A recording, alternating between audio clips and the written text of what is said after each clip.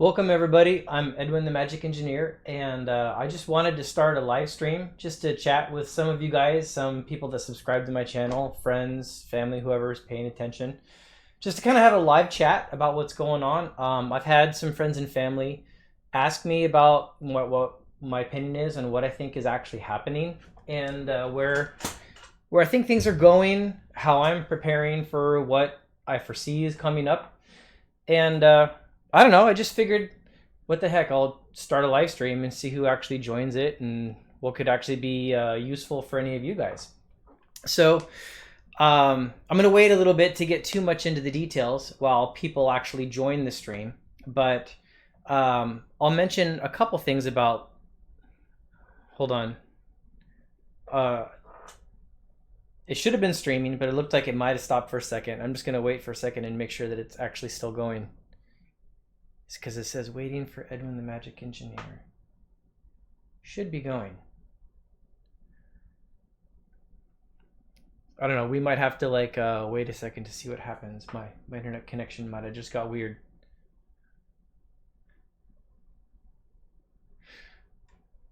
Not receiving enough video to maintain smooth streaming.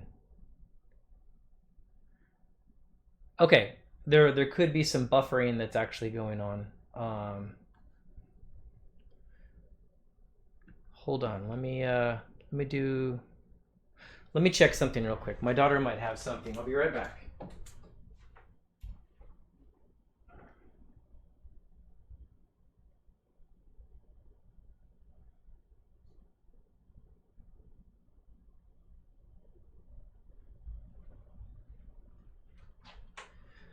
Okay, no, sorry. I just wanted to check one thing because my daughter sometimes has a computer on that has problems and it sends jamming packets into the network sometimes when this is all going on. So you guys might actually be seeing some buffering.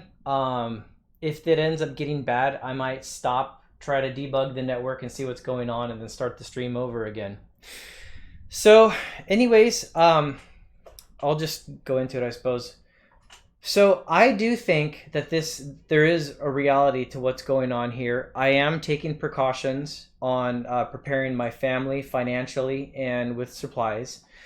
I don't think this is all nonsense. I think there is a virus out there. It is more serious than people are making it out to be. And people keep doing this comparison to just, like flu or something like that. And it is not the flu. And they're doing the math wrong when they're trying to compare. What they keep constantly doing, I see the same error placed all the time. The error that I see is that people are looking at the total number of people that either get infected or die from a normal flu season, and they take this static number that's already done, because it's we have years of data to go back and say this is how many people are affected by the common flu. And they take that number and they compare it to what is the active numbers at that moment for COVID-19 or coronavirus. And you can't do that. That's totally wrong, because coronavirus, it's not done. It's not finished. It's still active and it's growing exponentially. And it's from what I can tell, in the early stages of the pandemic. This isn't the full-blown explosion. We're not there yet. These are the early stages of the pandemic. So it appears to me that this thing is going to just keep expanding and getting bigger, and it's going to infect a lot more people. And we don't even have solid numbers on what the actual death rate is yet. So anyways, going back to the flu thing, if you're going to compare it to the flu, you can't do it now. You would have to wait until it's done, until you know how many people it affected after the fact, how many people died after the fact. Then you can take the two numbers and compare them and say which one was actually more virulent, which one was actually more deadly. But imagine if flu season started, the 2021 flu season started, and it was 2 days in, and you did your math and your stats, and you said, oh, one guy has got the flu so far this year. And then you're like, well, flus in the past were way more deadly than this one, because this one's only got one person. All of you would say that doesn't make sense. You can't compare something that's just started with something that's actively running and spreading exponentially, right?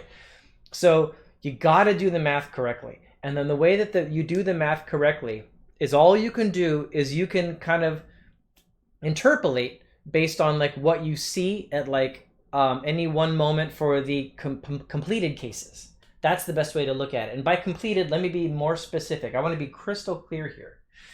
Everyone that currently has COVID-19 or coronavirus at this moment, but they actually they're not resolved. They're not completely through it. They're not what you'd call recovered, and they're not dead, right? It's still live.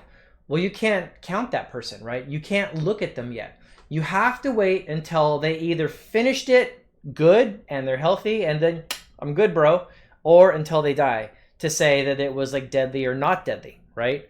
You can't count the people that are like in flight, the people that are still actively having the cases. So what you do is you go to that website that's been passed around that shows like how many recovered and how many died. And then you take recovered and died, you add them together, and that's the total number of people that are done with it. And then on the top of that fraction, you put the number of people dead. And now you're going to have a almost a percent. Then you multiply it by 100. And now you actually have a percent of people, like what the death rate is that are completed, right? And I hope that makes sense to everybody. You have to look at the finished cases. Now at this point, the data sets are very small. We're talking about people in like the low thousands. We're talking about like, 6,000 to 9,000, people that are like, done with it. They're either like recovered or they're dead. And statistically speaking, that's a very low number. And so it's hard to get what the actual death rate is when the numbers on the people that are through it are so low. But to be clear, what that means is that it means that this is spreading so fast that like a lot of people have it and they're like in flight, and there's not a lot of people that are done with it. And so you can look at it and say, well, here's what actually happened. They actually survived it or they died. So the number of people done is very small at this moment. The number of people spreading and actively getting it is very large. You're not going to have that done number being anything legit statistically until like another month, 2 months. But if you look at the rate at which this is spreading, it's spreading like I hear it's doubling every like 4 to 6 days, the number of active cases. And I mean the actual cases. I don't mean just what the governments are tracking. You got to realize the statistics you see on websites is just the known verified people. That doesn't count like anyone who's like not verified. So if it's spreading through any little community somewhere, all these people have it, you don't know. The statistics don't show that. So the point is, you can't treat it like other things. You have to actually look at the actual recovered versus death rate. And when you look at that, it honestly looks pretty grim. It looks like 11% right now. And the 11%, that number's probably high because of the people that you can actually see it that were verified. Those tend to be the people that were the worst symptoms. There's an awful lot of people that had it, had a cold, quick cough, got through it, and like they never showed up in the infected statistic and they never showed up in the recovered statistic. So it's kind of like the worst case people that knew they had issues, that went in to have something checked out, are the people that are actually, they're tracking it and watching if they recovered or if they died. And of those people, it's like 11%. So I'm trying to be very clear. That's very hard to like get a clear statistic on the actual death rate. But I'm being as clear as I can with you guys. This isn't the flu. It spreads way more virulently than the flu. The death rate is appearing to be much higher. And the two biggest problems is that the death rate is higher than the flu. That's one. The second problem is that as a result of the fast spread, there's a high likelihood that hospitals and medical treatment is going to get overwhelmed. You're just going to have people just swarming in, and the systems are overwhelmed. So like, can somebody recover from a bad respiratory infection? Yes, right? But what if you don't have antibiotics? What if they don't have a doctor available, right? What if there's just the hospitals are so overwhelmed, it just turns those people away? That's the problem, right? And when I've been recommending you guys in my last video, I don't know if you saw, where I was saying, here's 2 other YouTube channels that are way better than me at spreading this information. Peak Prosperity is one of them that actually talks about a lot of these stats and what's going on. And then the other one is George Gammon. He's fantastic at finance. But, right now I'm more focused on like, the virus and what's actually happening and like the spread of it. And I'll worry about the finances mostly later. So let me check out some comments here. So no one joined in and said, you're live. Awesome. Hi, Frank G. Good to see you. The Wrath of Wood. Haro, haro. And MTG Noob says greetings. Jonathan King says, hi, Edwin. Hi, Jonathan. And Wrath of Wood said, there's got to be undocumented cases as well. That's an absolute yes. They're not even close to testing enough. And let's be clear, like America had like only a few cases for a while. They were not testing. So they didn't know. This has been spreading for a while. Now they're starting to test. And now it's like, oh my God, there's numbers exploding. But like in early January, it was like 5 people. When I first saw Trump go on TV and say who has COVID-19 in America, it was like 5 people. And he's talking about how good America's doing and stuff, but he wasn't testing. He didn't close the borders and stuff like that. And so it's like, how do you know if you have infections if you're not testing? Well, it was spreading. Now they're actually testing, and I don't know if you've looked, we have like over 26,000 confirmed cases in America. And I'm directly telling you guys there's way more than that. They don't even know. They're not tracking close enough. So anyways, going back, Edwin the cutie. Okay, whatever. Hello from Italy. Hello, Nunzio Alfano. Yeah, glad to see you from Italy. Does the stream come in clearly? I'm curious about that. And I'm really sorry for what you guys are going through in Italy, by the way. Nunzio, I would love to hear more of your comments in the chat. People around the world, Nunzio specifically, I'm talking to you. People don't really understand what's going on and what you guys are experiencing. The news in America isn't really laying it out there, or they're sensationalizing it and they're politicizing it. And I don't want to be political, but if Nunzio, if you could describe to people in the chat the type of thing that you're seeing, that would be fantastic. Just your life experience, what you're seeing around you. So Ryan Cole says, checking in from Seattle. Hi, Ryan. And Joseph Freshwater. Hey, there we go.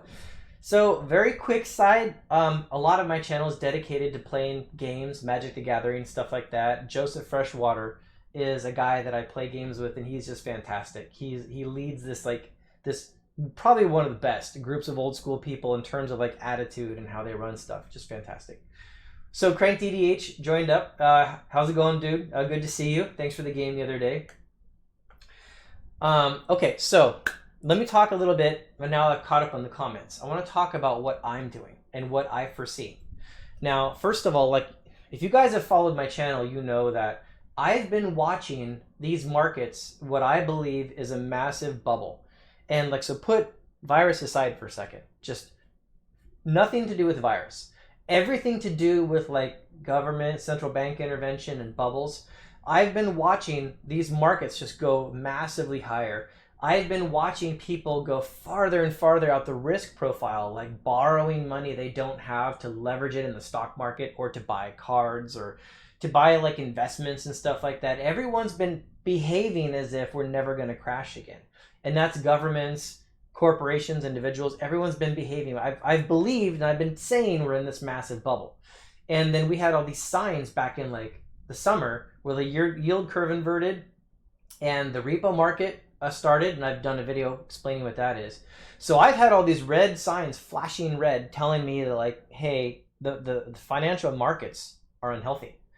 And so I personally moved most of my money out of all my retirement investment accounts, like half of the money I'd say, like somewhere around like September. And then in November, the repo market increased and got really big. And I just looked at it and thought, you know what? This thing is so unstable. This is literally, I mean, people don't understand it. This is one of the core reasons why the 2008 crash happened. They thought the banking system was going to go down. So in November, I moved all of my money out of the market. So yes, I missed out on the gains from November until like, when this 2020 crash started. But I was completely out of the market. I didn't lose a penny. And what I've been telling my friends and family around me is like, as this thing is crashing and coming down, I keep saying, you guys, this is not done. This is not done. Because there's two big issues. One of them is now the pandemic that's going, that everyone's aware of, the virus. But the virus didn't just happen upon itself, guys. The virus came into a situation where everything was already bubbled territory. Everybody had way too much risk, way too much debt, did believe that things were never going to fall apart. And that's the situation that the virus came into. And so there's just the quick crash has basically been for the same reasons it went up so fast. It didn't go up so fast because the economy is just amazing. No. It went up so fast because there's been all this intervention and liquidity added by governments and central banks. That's why the markets went up so quick. And so that's also why they came down so quick, because it's not based on reality. It's not based on PE ratios and business sales and things like that. No. So anyways, the virus literally is a black swan event. And of course, I had no idea this virus thing is going to come. No idea whatsoever. And even when I first saw it, I had no idea how bad it was going to get. There was speculation. But, honestly, the world leaders had a chance to try to contain this thing. When it was like a lot of people in China, and that's bad, but it was only like 5 people in the United States, a few people here and there in various countries. They didn't want to panic everybody. So the World Health Organization and the CDC, instead of doing their actual job, which is saying, here's the stats on this newest viral outbreak, and here's what you should do, they didn't do that. They said, well, we don't want to panic everybody, and we don't want financial markets to crash. So they basically understated what's going on. They did not take the information that was coming out about how viral it was, how infectious, what the death rate was. They kind of glassed that all over. So world leaders acted inappropriately and didn't close borders. They should have just stopped everyone from coming into any countries, right? To only like 5 people that was in the US that had it. They should have let that resolve, right? And just quarantined the smaller numbers of people at that point, but they didn't do that. And so in like January, I had no idea how much this was going to impact markets, because there was a chance they could have contained it, and they just didn't. So it's now spread much more widely. There's like 300,000 known cases in across the world, but trust me, there's way more than that unknown. There's like 26,000 known in the United States, but trust me, there's way more than that in the United States. And I'll tell you guys, when I go out and I walk around, like nobody's wearing masks, nobody's got gloves on. People, I mean, the store shelves are bare in my area. Like already, like the supermarkets, like there was like a while ago, there was already like no toilet paper, no hand sanitizer, but now it's like everything's getting hit. Everything that's like critical. There's like food is just like decimated, right? And any kind of like cleaning supply, it's just gone, right? So what's weird is there's this cognitive disconnect, right? I'd call it cognitive dissonance, where people, they see that there's nothing on the shelves, but it's like they're not changing their behavior. Like I see a dad letting his kid just run up and down, the aisle. Kid's got his hands on the floor, touching everything, right? And in the meantime, there's a pandemic going. There's literally people in the area that have the virus. Like we know that, right? Because I live like a couple miles from Magic Kingdom, guys. So yeah, the virus is in the area, right? Yeah, people from around the world came here for quite a while. So yes, it's in the area. And people are just not paying attention to it at all. So in your own life experience, forget what you see on TV, and even forget me. Look at your own life experience, right? There's the virus is probably in your area, or will be soon. And people are not paying attention to it. They're not taking precautions. So yes, this will absolutely keep spreading. And no, most people, like most of you in this line, you're probably mostly younger and you're probably mostly male. But the younger part is the important part. Probably most of you are going to be just fine, right? You're going to get it, and then it's no big deal. But the 2 big problems are, one of them is that you might carry it to people that you care about, right? And you might like cause this to you might infect people that you love. And the second one is, you can't end a pandemic while people keep like getting it and then like extending that time window out. And we're now past the point where I think they can actually contain it. All these governments saying like, we're going to contain this. Bullshit, you guys. No way. Just look at what's happening around you. Nobody's paying that close of attention. You can't contain a pandemic outbreak if people aren't protecting themselves. And so there's a whole break. Like, is this thing actually like, is it really a real thing? Do we need to care? And everyone's looking at each other and they're getting mixed messages and stuff like that Go watch the Peak Prosperity videos with Chris Martenson.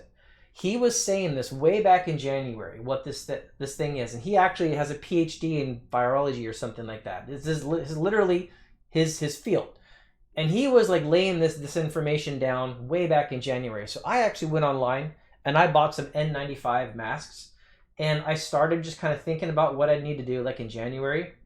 And I'm telling you guys, everything Chris Martenson said has been like verified, right? He got attacked by media for saying what he said, and now he's like verified, right? So so I actually am protecting my family. My family, we do have food store, we do have supplies. I'm literally thinking, what can I do that if I needed to not have to go out of this house for a while? And I'm looking at that kind of situation. And when I go out of the house right now, I've literally got gloves, I've got a mask, I'm wearing like at least sunglasses, if not, other kind of eye protectant. And I'm actually using hand sanitizer and stuff and just cleaning myself. Like I'm trying my best not to live a life in fear or paranoia, but at the same time, this is an actual pandemic and it is spreading. And believe me when I tell you, unless they find like some kind of cure, this thing's just getting started. So let me get back to the comments and let me see what everybody here said. So I left off, I think, Cranked EDH. New York is a ghost town, been running around today for work. And then Cranked EDH said, I work for the state Tuesday lockdown. Yeah, I believe it. Good to see you too, Jam Bobby. And Carl Chan, good to see you, man. Early live stream hype. And FS Morris says howdy. Good, hi back to you. Mr. Ferrugia, hi, everyone's doing well. And Paul Mueller, one of my friends, showing some love from NYC. MTG Bros, would love to see you make another finance video of the current state of the stock market and what you think is coming and how to prepare for it. So MTG Bros, that's kind of one of the purposes of this live stream today. I'm going to be telling you guys exactly what my plan is for finance and what I'm doing at this moment and what I'm planning to do in a while. And again, guys, I'm not a financial advisor, so this is just my opinion. This is just what I'm doing. Take it if you want, or call me an idiot. Go seek out professional financial advising. I'm just telling you what I'm doing. So, because I'd rather educate people or at least make an attempt, right? But please verify everything I'm telling you. And if I'm wrong, any one of you on this channel, please come back, tell me. If I'm missing something, tell me. Just be respectful. Be polite. Let's discuss it, but tell me. Anyways, Christian Dumke says it's a Germany fine now of 225,000 euros if you more than 2 people. I think you mean if you infect more than 2 people. Oh my gosh. Wow, that is crazy. So FS Morris says, shout out to George Gammon. Yes, George Gammon is fantastic when it comes to finance. His videos now, his later ones, are more complicated. So if you're new to finance, you got to go back and start watching at the beginning because it goes deep, right? So Joseph Freshwater says, I went up to work today. Maybe and you guys can read it online. Maybe I'll go through it real quick. So I'm not going to repeat everything. Pet shop. Yeah, relating story. Yep, people being idiots.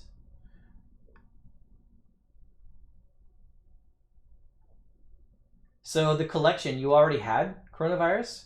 Like literally you actually had it? Reliable sources say half the world's population is going to die. So I don't actually believe half the world's population. I literally don't. Because the death rate that you can see is trending between 4 to 11%. And I talked about that at the beginning of the video. How you actually, let me touch that because we have a bunch of people online now. How you actually calculate the death rate. Forget the crap you see in the news. You can't look at people that are infected. Throw that out. You look at recovered people, people that are verified to be done. You add that to people who have died from it. So ignore everyone that's still kind of in flight. You add recovered and death together. That's the denominator of your fraction. On the numerator is the death, how many people have actually died. You divide the number of people died by the total number of people that are done, multiply it by 100, that's your death rate. And right now, it's that sample size is only 10,000 or something, so it's a very small sample size. because most people are still fighting it, right? So we don't completely know the death rate, but that's how you calculate it. And it's looking like 4 to 11%. So there's like 7.7 billion people on the planet. Say it's even the low number. Say it's 4%, right? That's not half the world's population, but that's a lot of people. 4% of 7.7 billion is a lot of people, right? At least that's the best data I have on that anyways. Let me see, where was I? Okay. You're gonna have to shave and stop touching your face. Yes, maybe you'll see a face shaven Edwin, so I can keep my hands off my face. It would be nice if our leader didn't change his story every day. So okay, that's oh, Gerard, that's you.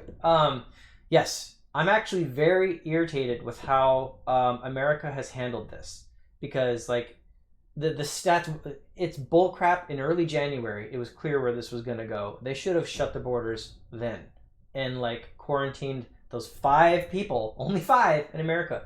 Quarantine them, made sure they didn't pass it, shut the borders, just get done with this. They should have done that, and they just completely didn't. And it's not true that they didn't have this data. They totally did. They just watch Chris Martinson's video on peak prosperity. He literally was making videos like even like a week and a half before Trump went on TV saying, here's what it is, here's what it is, here's what it is. Let's just go look. It's on YouTube, right? So let's see. That was... Okay, it was right there. Party here, I'm near Vancouver. Hey man, take care of yourself. Da-da-da. Go Edwin. You got out of the market just in time. Well, I wouldn't say just in time. I checked out of the market in November, so I missed some of the gains in this last little bit run up. But like, I'm not trying to time the market. I'm trying, like, when the fundamentals are screaming, get out, I paid attention, right? And the fundamentals were screaming out for a little bit there. The mask won't make a tight seal with facial hair. Okay, yeah, you're probably right. That's actually a really good point. Spain, lots of people are not obligated to sue. Okay, so here's a good point. Lots of people are not obligated to say when they are cured, so death rate is way high if you calculate that way. That's probably a very valid point, and that throws off the numbers. So we all hope that the death rate's not as bad as what's coming in. But the only thing we can do is like work with the data that we actually have. And I can clearly tell you that most news outlets are calculating the death rate wrong when they tell you like this 0.1%. Man, that's bull crap. It's not that. You got to calculate recovered. Well, I already said it a bunch of times. I'm not going to say it again. I got out of markets about 18 months ago in the UK. Went into gold because our currency is toilet paper because of Brexit. That's the British pound he's talking about. Good to hear your thoughts on the market. Okay, I'll get to my thoughts on the market in just a second. Let me catch up on the comments. Anything on cryptos? Yes, I'll talk about cryptos too. Okay, so I'm all caught up on that. Okay, so now let me cover cryptos real quick. Now, cryptocurrency, when I make a negative video about Bitcoin and crypto, all the crypto Nazis come in and flame me, and they assume I don't understand it. And then in the comments, they get destroyed. Like those guys, they don't know that I do understand it. Very likely better than they do. And I mined crypto, I day traded it. I wanted it to be a currency that took down like the central banks and the central banking system. So believe me, I understand crypto. That's the way it started. Cryptocurrency today is literally just a speculation play. The technology is fantastic. It had the potential to be a next world currency. That's not the way 99% of the people in that market are using it. They're using it as a speculative investment. They're moving money into it to try to make money. They're not putting their money into it so they can use the stable value of a cryptocurrency, which means currency, and to just do their normal buy-sell trade and along with everyone else with this nice stable value. That's currency, right? That's not what they're doing. They're buying it and they're holding it, which is literally part of the reason why it sucks, part of the reason why it fails. Nothing to do with technology, has everything to do with how society uses it. And another point that I made a while ago, and this is what on the video that everybody hates so much. Cryptocurrency, you guys, it's open source code. It's open source. So there's nothing about the technology that's specific to just Bitcoin or just Ethereum or one of the others. So the thing is, let's say the people in control of the world, which hopefully we can agree, that's the governments, the banks, the military, the ones in control of the world lose an enormous section of their power if the rest of the world says, well, forget your money system, we're going to use crypto.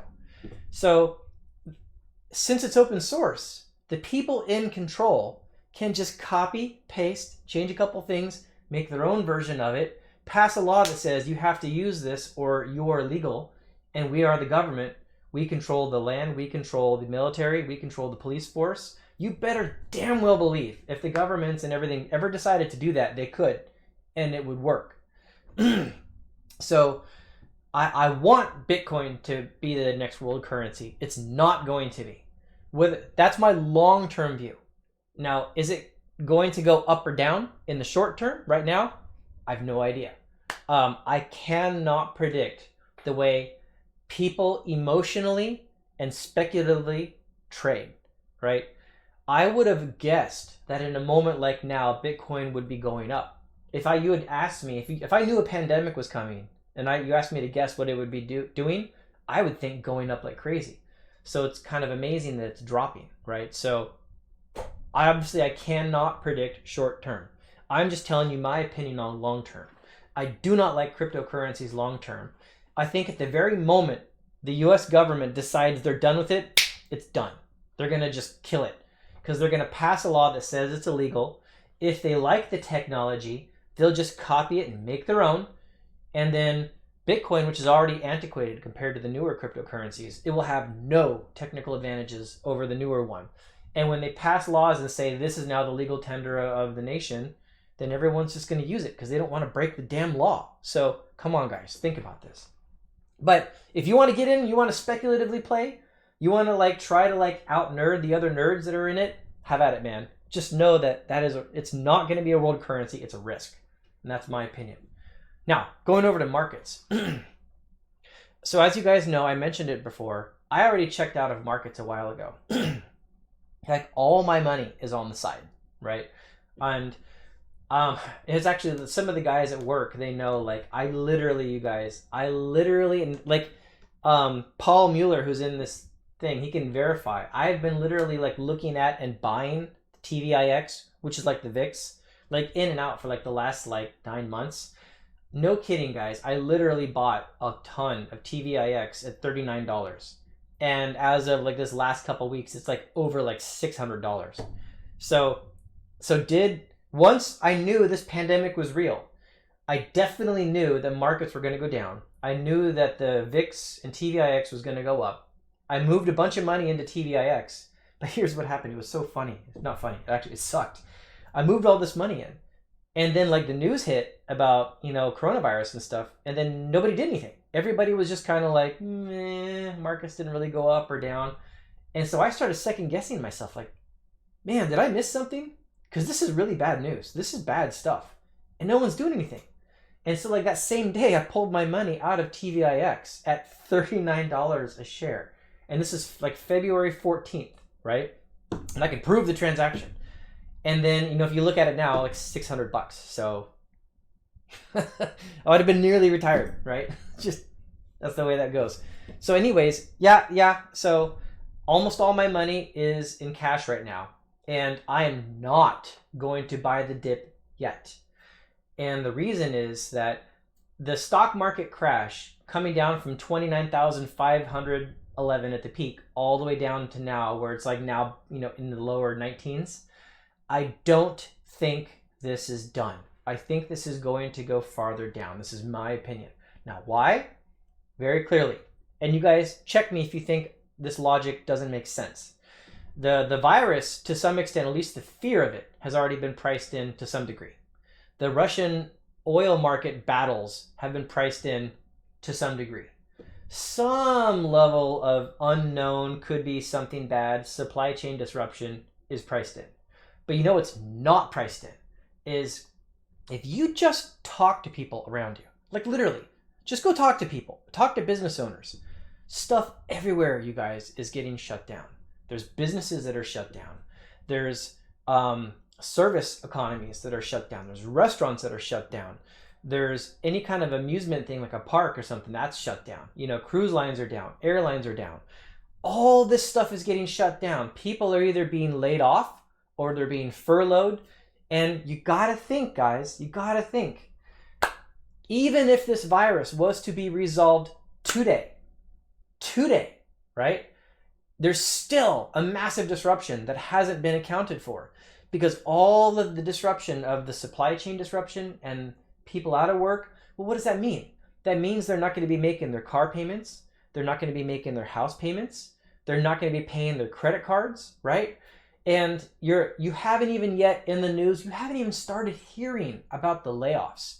You haven't even started hearing about companies cutting back their budgets and reporting like the really weak, you know, Q1 earnings and stuff like that. That's not even in the news yet, because this whole thing has happened so fast. And remember, recessions are a lagging indicator.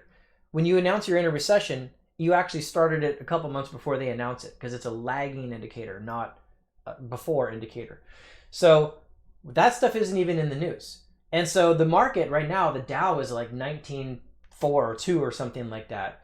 And it has not even comprehended how bad the actual disruption to actual economy, like forget stock market, actual economy, how bad that is, right? And if you don't think that's true, go to your local supermarket and you see that the shelves are bare. Talk to friends and family. You will find people that are laid off. You'll find businesses that are closed. There's stories everywhere, right? That's not priced in. So many people, there's two competing forces right now. You've got lots of people with money on the sidelines, like me, like, right? I'm sitting here waiting to buy back into the market.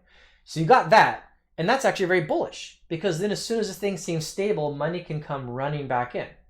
However, on the other side of that equation, pushing against it, you've got all this negative news about layoffs, furloughs, debt defaults, which causes banking crises. And that's, by the way, that is why the repo market is happening. Banks are drying up on their cash. That's why they need trillions of dollars of capital injected, because banks don't have money, right? They are going to quickly run out when everybody stops making their payments.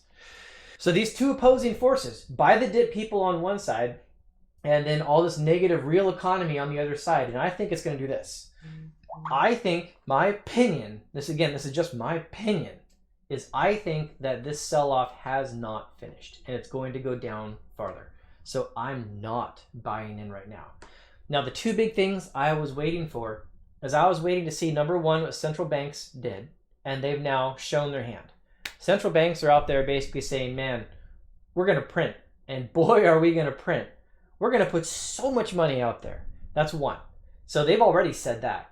But look what happened, guys. The banks came out and said, we're going to do unlimited quantities of financial injections of various types. They're going to do QE again. They're going to do repo market injections. They're going to do bailouts for key industries. They're going to just give Americans money. They've already dropped rates to zero. Every one of these is a different category. And the market's still falling. They've already said it. They're already surpassing all of their intervention in the past. And it's still falling, right? So central bank intervention doesn't currently appear to be able to get its hands wrapped around this. And then number two, the actual realities of what was causing this to begin with are not yet resolved. And it's not so much just a virus thing. The virus thing, and that happens and that sucks. But then the virus causes supply chain disruption, which is causing everything to shut down, which is causing a massive economic impact. And so that's a chain of events. And that is still going on. In fact, it's magnifying. If you look around the world, countries are increasing and they're saying, we are going to now say there's a curfew. Now we're going to say you're quarantined to your house. Very soon, believe me if you want or not, guys, I think that there'll be a liquidity crisis and banks will start actually not allowing you to withdraw certain amounts of money out of your bank account. My opinion. So I think that's going to happen. I think that's on the way because of all the debt payments not coming in because everything's shut down. So my money's out. I think the markets are going to continue to drop. I am not buying in right now. Not until I hear about the actual impacts of all the business disruption being spoken about and that data being laid on the table, I'm not even going to consider buying back into this market until I hear that. I know that a lot of industries are down. I know businesses are shut down. I know people are getting laid off. I'm not hearing it yet in the news. It's not priced in. So I'm not going back into the market until I hear that, all that data on the table. The market has now started to settle, right? That's when I'm going to go back in. And so I'm initially going to move back into the market. And guys, this plan is dynamic. This changes, right? But my plan at this moment is I'm going to move back into stocks. And yes, I'm going to dollar cost average my way back into them.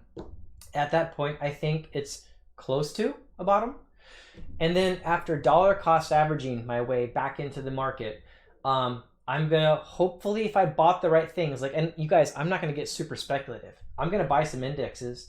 I'm going to buy Coca-Cola. I might buy Amazon. Well, not Amazon. Their PE ratio is so high, they're ridiculous. But I'm going to buy, like Apple would probably be a good one to buy. I'm going to buy big, dependable businesses that I think are very likely going to survive this as like a major core position, because all of those just got stripped, right? They're all way down. And so those are pretty solid gains. Like, I don't think America's done. I don't think this whole thing is just going to blow apart.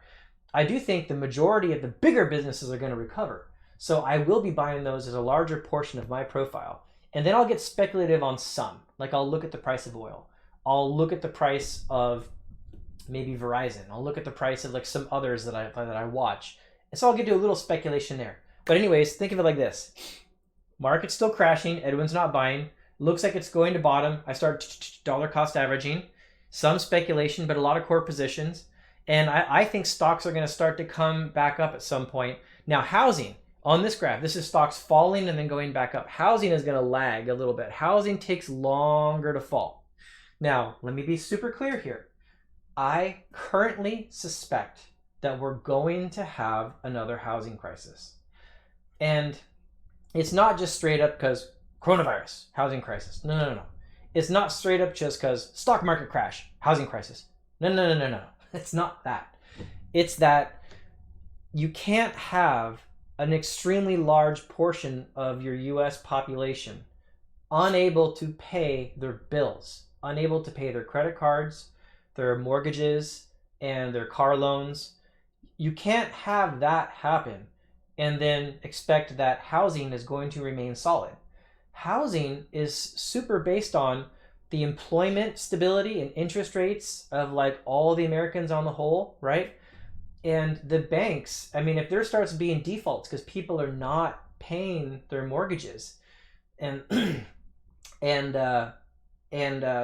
there's people that are putting their houses onto the market because they need money. You know, they haven't been employed for a bit. They can't afford their mortgages. So eventually you see houses come into the market because so many people have lost their jobs. And then supply and demand, all this stuff comes into the market and housing prices start dropping, right? So I'm being as clear as I can. I suspect stocks are going to fall pretty quick and then like level out. Afterwards, housing will eventually roll over and start coming down as well. And so I'm going to be moving back into stocks when I think the stocks have bottomed. But I'm going to be watching real estate very closely. And when this is finally getting priced into real estate and all this inventory comes into the market and prices start coming down on real estate, then I'll be paying attention to maybe getting invested in real estate, maybe buy like rental houses or something like that. Who knows? Or maybe if like you don't own a house, maybe that'll be the time to buy one. I wouldn't be buying right now. I would be, if you could, selling, but probably no one's going to buy a house for me right now. I wouldn't buy a house right now. It would be a bad idea to buy a house right now. Don't go buy a house right now. So anyways, that's what I'm expecting. Stocks to go down farther than they are now. And then eventually all this news really comes in and this thing levels out. And then eventually housing starts to roll over and then you start paying attention to that. And then maybe at that point, maybe stocks have recovered a little bit. You can pull some out of stocks and buy houses. Or maybe you have some other cash waiting on the side and interest rates are still at zero because governments definitely want everybody to get back into real estate. So you're going to be able to get a loan super cheap. So wait till those houses come down and then you can get a super cheap loan. And also you can get a house at a great price. So then there's two more things to talk about. and they're kind of one though. So I already mentioned stocks. I already mentioned housing. A third one to talk about is there has been a U.S. Treasury bond bubble for like 40 years now. U.S. Treasury bonds since like the 80s and crazy time before. They've just been basically going down, paying less and less and less and less and less money, right? If you back up and look at Treasury bonds over like 100 years, they'll have times they spike way up and then come down and then spike up and then come down. We've been on this down cycle for a long time, and which means we could be at an inflection point where if inflation kicks up, and inflation means interest is going to be going up on things, and you can't have bonds held at zero when everything else is inflating, so that bond prices could start to go back up again. And let me be very clear here, a bond market default happens when interest rates go up, because that means the value of bonds at a lower interest rate are worth less. Nobody's going to buy your $10,000 bond that pays 1% when they can go buy a new bond that pays 3% or 5%, right? So it's possible. We don't know it yet. It's not clear yet. We know stocks have already crashed. I suspect housing is about to roll over. And what could happen is bond market could blow up as well, maybe. If it all comes down to interest. If interest rates start going up and U.S. Treasury bonds, the new ones, are forced to start to go up, then that could actually cause a bond market bubble. Now, the government knows this, and that's why you've got this dirty dealing backdoor relationship between central banks and governments. And the central banks know that these governments are in trouble. They got to sell bonds because they don't make enough money on their deficit. And so the central banks, instead of the rest of the world buying bonds, because everyone's like, man, I ain't buying your bond. You pay 1%. That is crap. I'm not giving you my money for 30 years, right? So now that's why the QE programs happened. And central banks made money out of nowhere, and they went in and they bought bonds because no one else wanted them, right? If the bond market doesn't blow up, I suspect that would be the reason why, is because central banks are just printing money out of nowhere, and then they're going in and buying bonds. But that's like a losing ground kind of process, because the money printing itself causes the inflation. So the more they inflate, the more the money supply grows, the more, they later need to inflate to keep the bond market from blowing up. So that's a third thing. So I've said stocks, I think, are not done crashing. Housing, I think, is going to start to roll over in the next like 6 months to 2 years, right? The bond bubble could actually blow up. And then the last one to consider is currencies. There is no currency in the history of the world that has survived the massive increase of supply. You go back through history and you study them all, and I have, like, not all of them, but I've studied a good amount of them. I've definitely read up, right? No currency survives debasement or inflation or hyperinflation, right? It causes the death of currencies. And usually when they fail, you can see it, like, because you get at the end of, like, the Chris Martenson says, this hockey stick kind of thing, because, like, it just starts skyrocketing up, right? We seem to be at that kind of point because you guys, just think about it for a second. We had a virus hit us and the whole world is blowing apart. Things are going to start crashing like crazy. People are freaking out. If the governments didn't think this was serious, they wouldn't be printing money like crazy. They're doing more intervention now than they've ever done in the past. That is a straight up indication that they're like, oh God, oh God, oh God, oh God, this whole thing's going to blow up. That's what that is. That's a massive overreaction, right? Because they know this thing's on the edge of a knife, right? They know. And they're desperately not wanting it to fall apart. So it's possible that we're going to get into a currency crisis as well. Now, I would say the other nations of the world are already in a currency crisis. And that's why people are running to US dollars. And so at the moment, the United States US dollar appears to be strong. It appears to be strengthening. But let me give you a better analogy. It's not that all the other boats on the sea are sinking and your one boat is floating. No. That's not what's happening here. If every other boat is a different currency, this boat represents the Japanese yen, right? This one represents the Chinese RMB. Then over here you got the Venezuelan bolivar, and they're already on the bottom of the ocean, by the way. And like you've got all these different boats. Here's the euro over here, looking decently strong, but not too great, right? All these boats. and they're all loading into the United States and buying US Treasury bonds and trying to get US dollars. It's not because we are actually the only ones afloat. It's because we're the ship that's sinking the slowest. Are we sinking? Yes. Are we sinking slower than them? Yes. So it's not like the guy that's sitting on the boat with euros is like, well, the United States dollar is super strong, so I'm going to go over to the dollar because that's great, right? I'm just kick back, I'm good for the rest of my time. No. He knows that America's printing money too. He knows that the US dollar has a problem as well. It's just stronger than his currency. So he's going to go to the US dollar. So it's tough to say where that's all going to play out, but there literally is a dynamic there where the currencies of the world are getting massively increased in size. And it's tough to see which one is actually strong and which one is not and where they're going to go.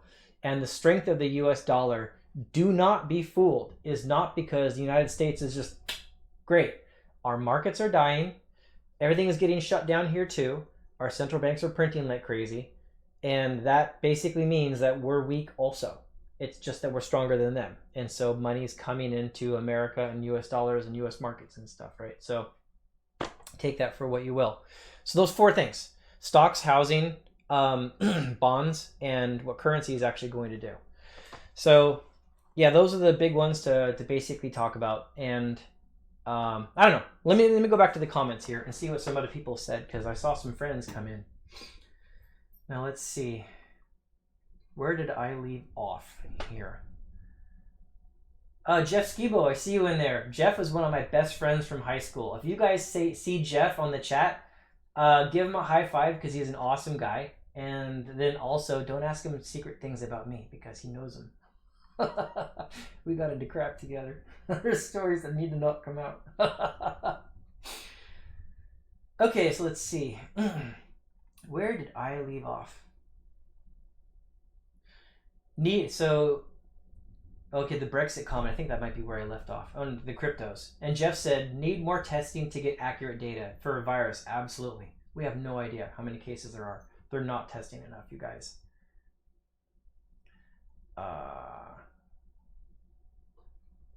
Okay, so Rubik's tooth. Hello? You gonna come say hi to everybody? Oh, come on, please. Nope. Okay, we almost had Holly come in and say hi to everybody.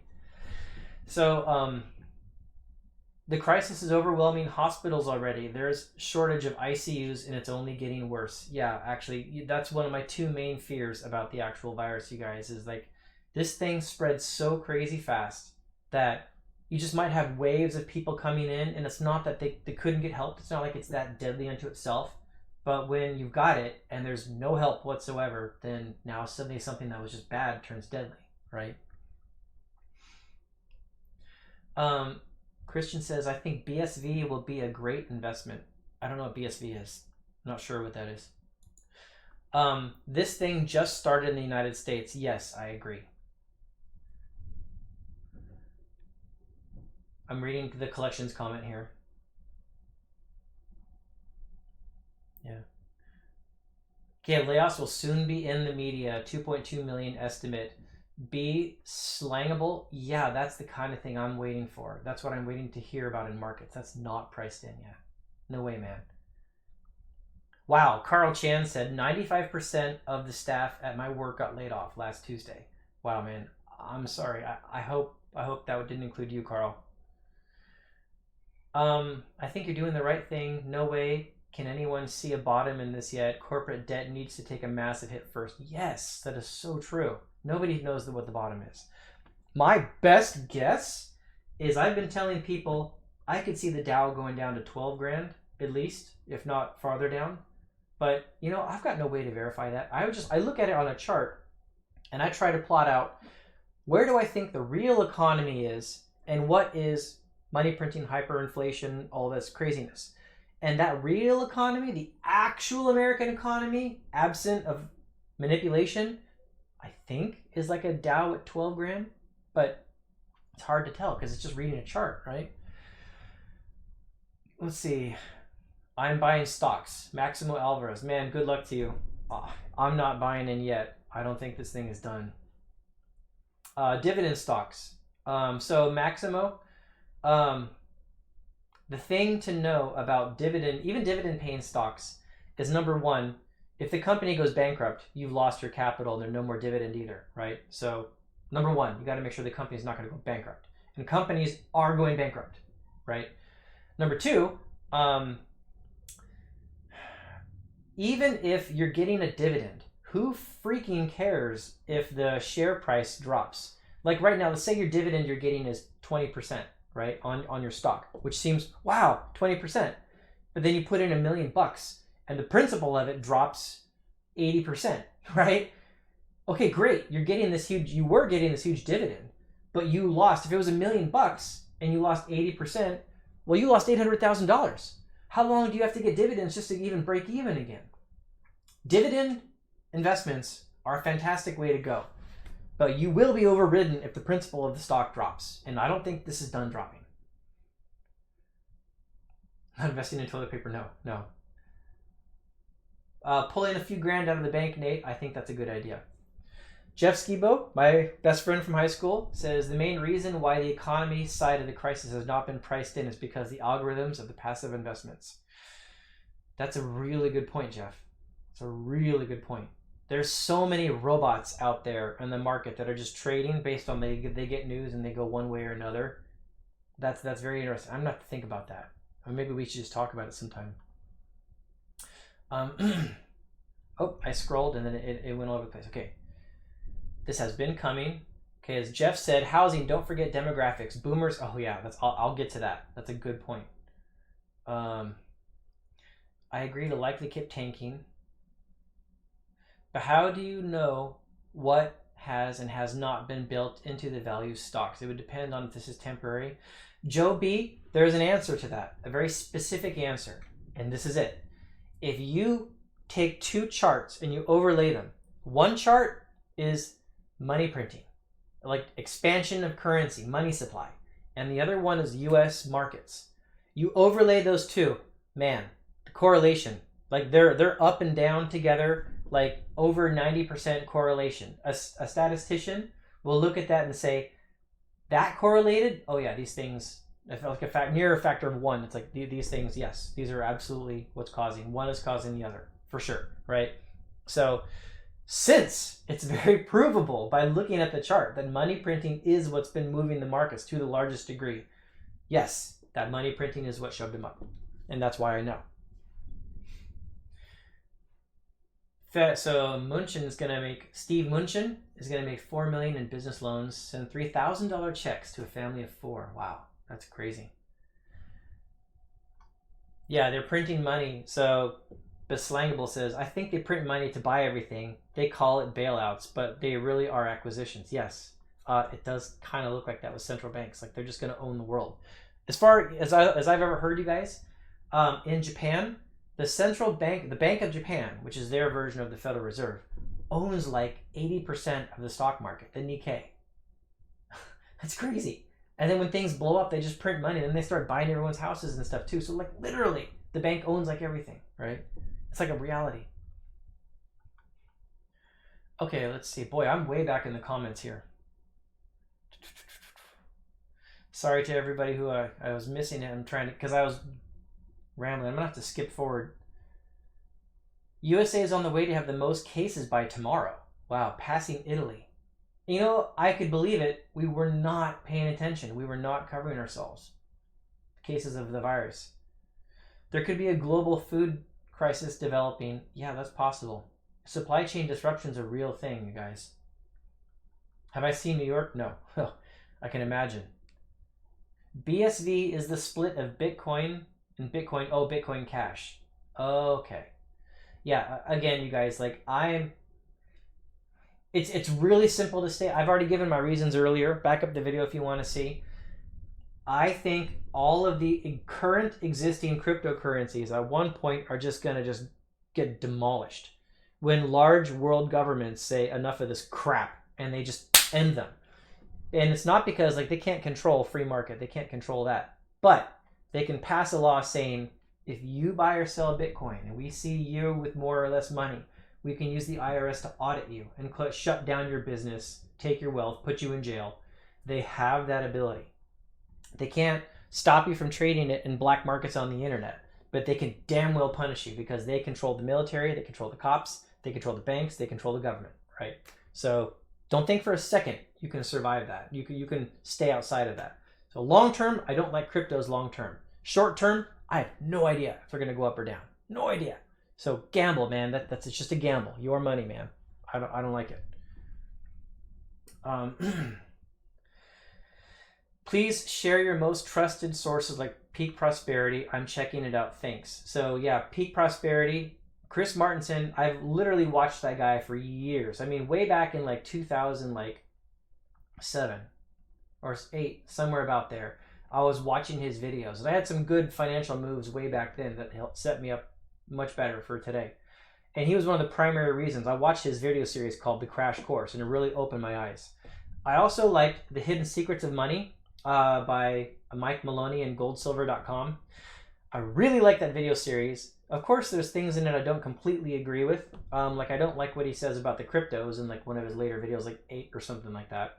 But I find that the gold silver community is one of the most knowledgeable when it comes to the history of the world and finance and stuff like that. So I do follow a lot of gold silver based YouTube channels and people like Peter Schiff, for instance. I really like Peter Schiff as an economist, and I really like what Mike Maloney says. And I take little issues with what little things that they say here and there.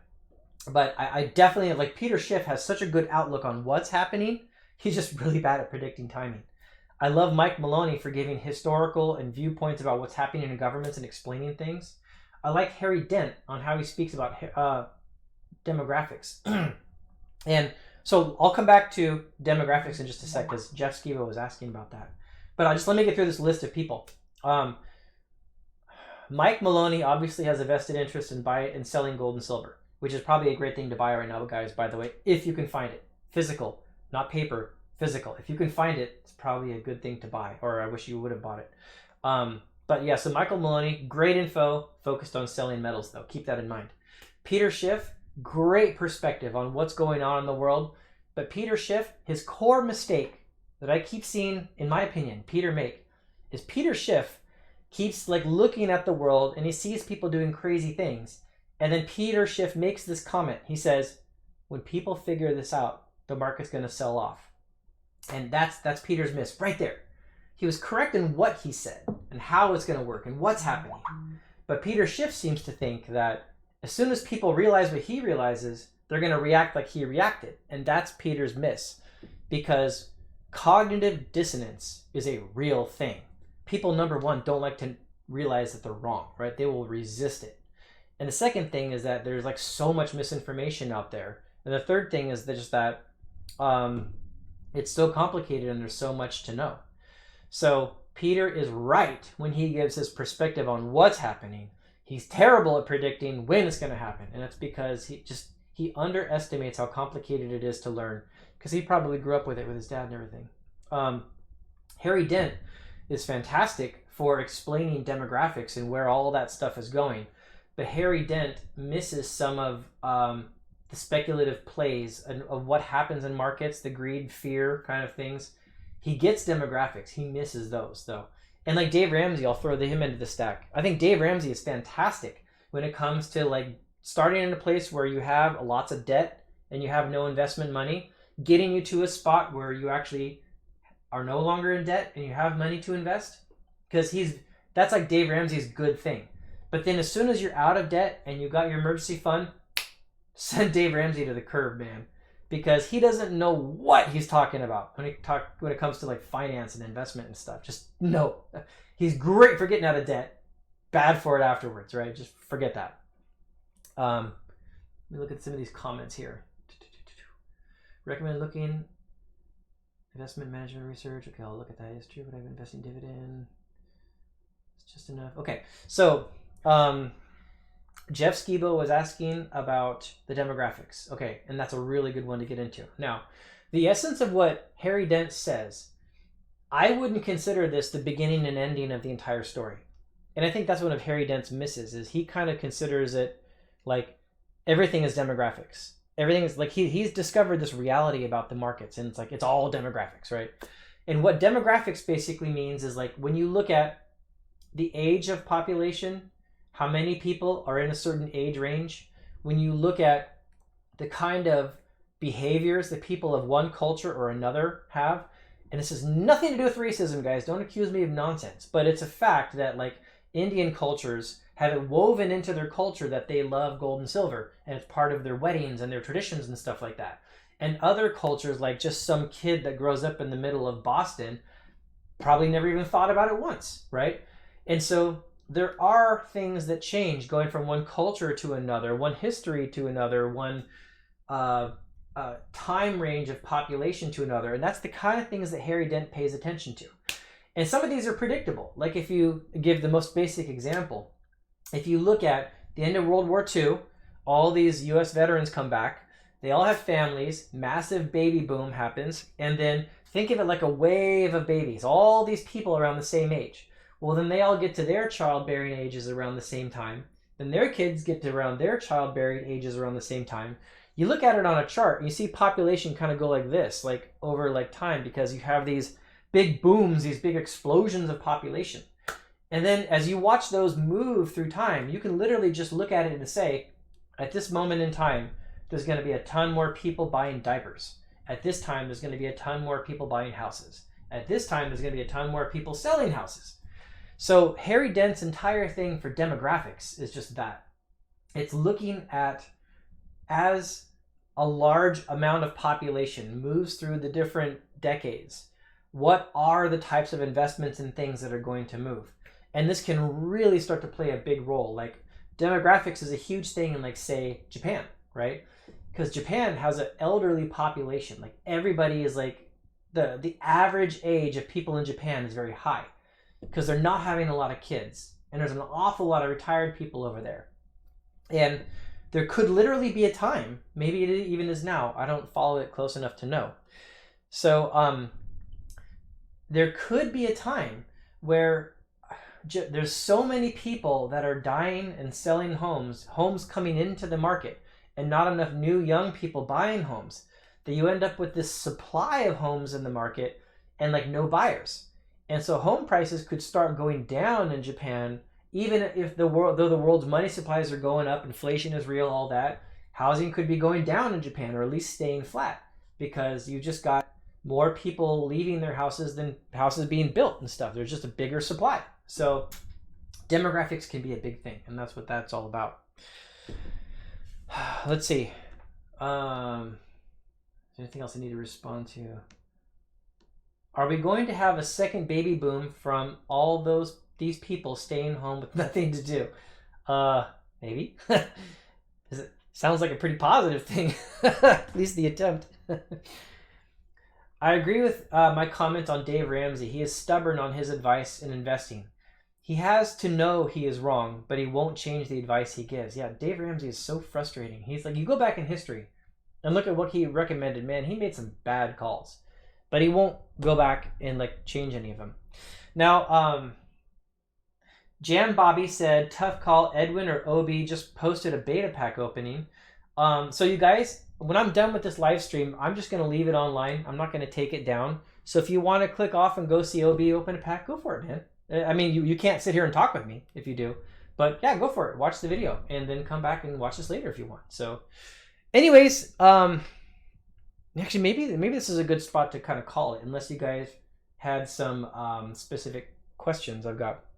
So Ken 90,017 said, so you're saying Japan will be like Detroit? There's kind of a yes and there's a no there. I think Japan is going to be similar in the way that there's more real estate and housing than there is people who want to buy it. So in that way, it's similar. In the way it's dissimilar, you've got a central bank in Japan called the Bank of Japan that's printing money out of nowhere, total Keynesian economics, printing money out of nowhere to keep the markets high, to keep real estate prices high, to just attempt to just smooth things out, and they won't let things crash. And so Detroit doesn't have that.